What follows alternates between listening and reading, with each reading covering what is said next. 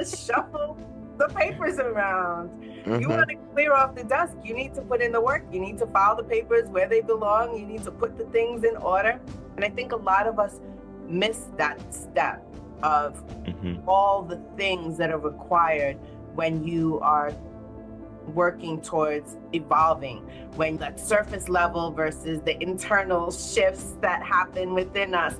It's about the mindset, the perspective, your emotional intelligence. Have you grown through this process? Have your coping skills evolved and changed? What is it that you are working towards that's going to help you reach the outcome? I think so many of us mix up that busy for progress, that movement for change. Shifting the order of your routine without actually changing your routine, you're still doing the same routine. That's not change. I think it's Earl Nightingale that says we need reminding that more than we need educating. Because sometimes when you think about talking about routines and so on, sometimes in our life, we know things. We know this thing we need to do. We know the things that we need to hold ourselves accountable for. But then we forget.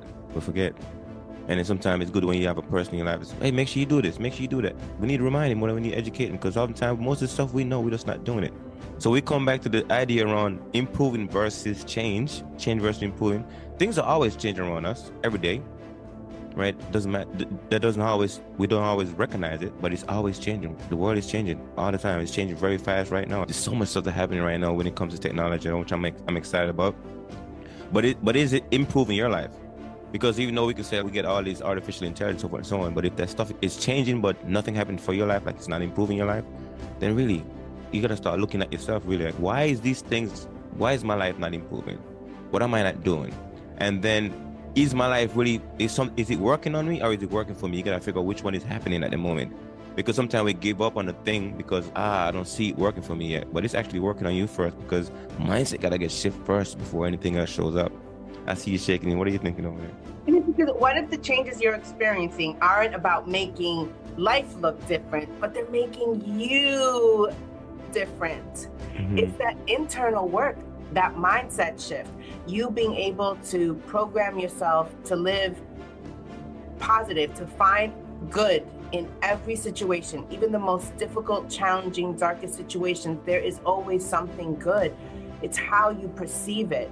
The happening to me or happening for me perspective. And when you're able to realize that the things you're experiencing are part of that process, part of that growth in order to get you to where you want to be, it's part of the path that you're destined to walk.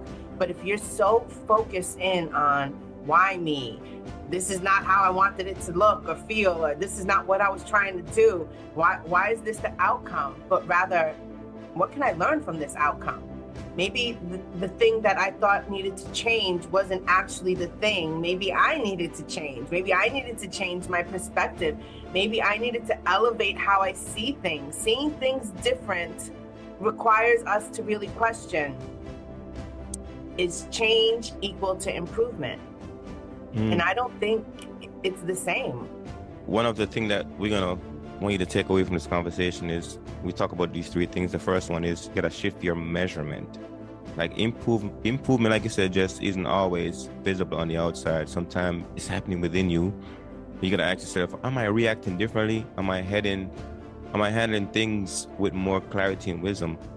And wisdom is my highest value, by the way. We talk about this all the time. Like in this life, I want to be a person of Olympian wisdom. If wisdom was in the Olympic, I should be running for that thing. It comes back to how you're really measuring, how you're measuring yourself the right way, like using the right measuring stick, because you got the internal like growth and you got the external growth.